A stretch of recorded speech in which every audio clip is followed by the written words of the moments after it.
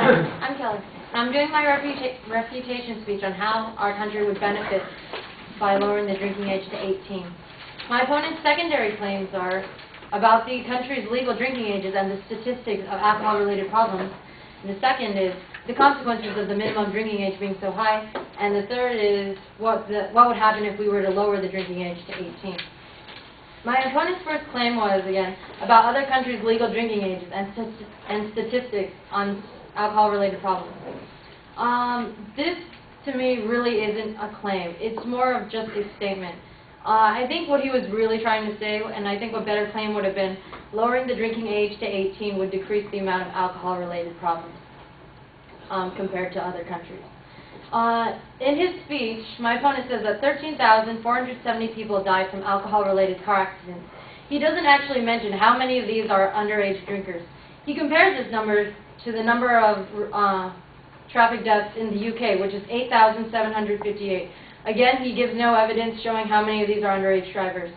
And according to datafinder.com, in 2006, which is the year that he based all of his information on, the population in the U.S. is estimated to be about 298.36 million people.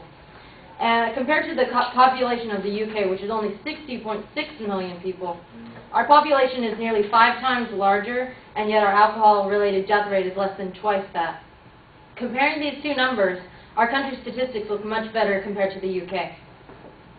And then there's also data from the Insurance Institute for Highway Safety shows that the U.S. implemented the 21 minimum legal drinking age in 1984.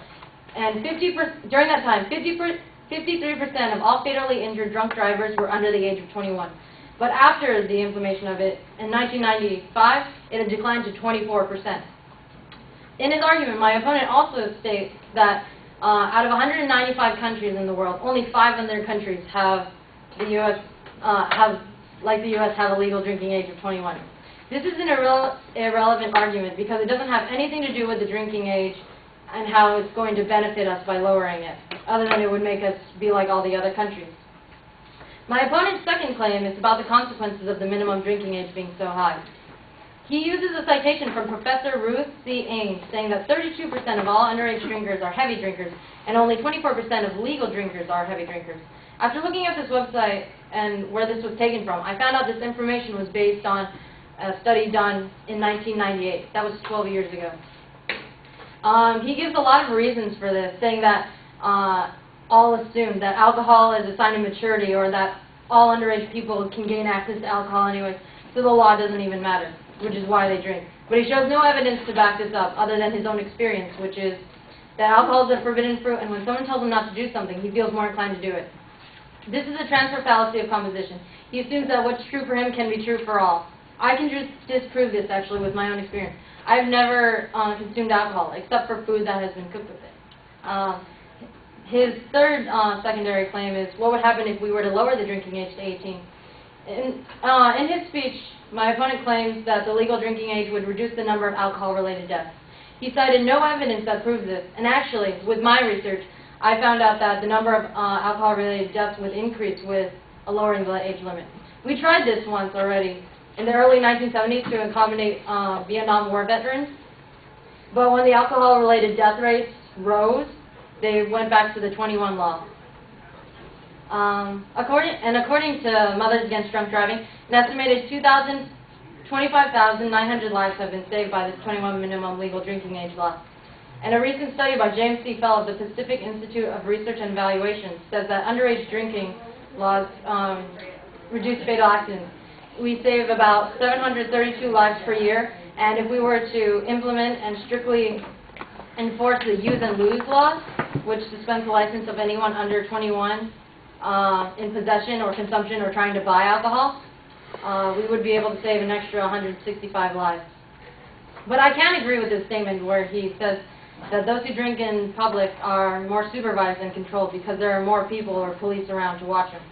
But he also says that enforcing the legal drinking age of 21 is inefficient and expensive, but again doesn't have any evidence to support his claim. In conclusion, with all of these things in mind, I hope you all underage drinkers realize that the 21 law was placed here for your own protection and safety. Thank you.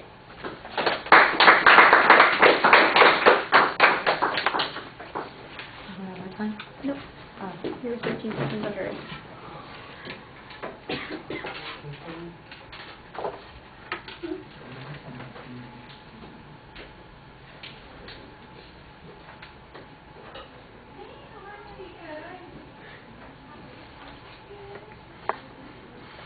All right, structure's fine. Signpost on the first point is clear. You've got a good challenge. Basically, that first point is background information. When we say it's a statement, that really seems to be what you're saying is that there's no inference being drawn here. It's just data that's being presented, which is okay. I thought you did a nice job in analyzing the comparison between the UK and the US on the accidents, and more specifically pointing out that the advocate's evidence didn't identify the percentage that was under the legal drinking age, or under 21, I should say, that had those accidents. So I thought that that was a good press on that. And then you've got a good piece of information about the decreased number of accidents subsequent to the minimum drinking age law that was passed in 1984. So that's, I think, a good way to end that particular point.